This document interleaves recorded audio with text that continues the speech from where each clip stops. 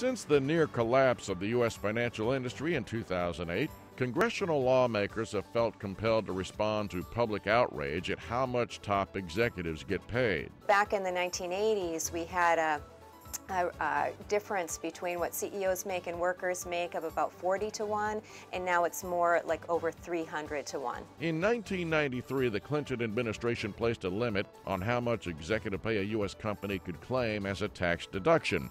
A company could not deduct more than $1 million from its tax bill. But the new rule only encouraged companies to give their CEOs other forms of compensation that were tax deductible. The real effect was to elevate the salaries being paid to CEOs, not decrease them. Now, the U.S. Congress is proposing to give shareholders an annual non-binding vote on executive compensation. It's spelled out in a pending bill passed by the U.S. House of Representatives in July, and the move would affect some 12,000 U.S. companies. But Sarah Anderson with the Institute for Policy Studies says new regulations should focus on corporate tax policy. To put some meaningful limits on how much they can deduct from their taxes for the cost of excessive executive pay. There are also loopholes that hedge funds take advantage of where their executives actually pay a lower tax rate than many other people in our society. One of the highest paid CEOs in the United States last year was Oracle's Larry Ellison, who collected more than $500 million, most of it in stock options. And the best paid retail executive in 2008 was Walmart's Lee Scott, whose compensation package was worth about $30 million.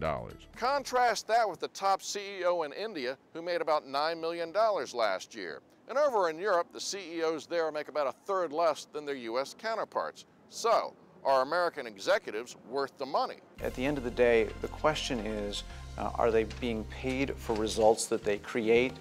And in the overall scope of the businesses and the size and the complexity of the businesses they manage, is pay aligned to results, and is it fair and reasonable? A CEO is probably one of thousands at that company, making hundreds of times more than lower paid workers are making, who are also working hard, bringing value to that company.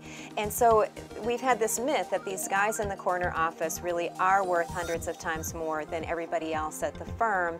And I think that the financial crisis has a bit dispelled that myth. Sometimes what happens is that the poor performance was not the result of that individual's actions.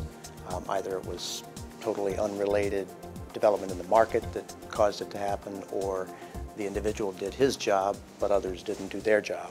In any event, lawmakers are trying to ensure executive pay encourages long-term performance, not the excessive risk-taking the Obama administration would like to avoid. I'm Alexiou, VOA News.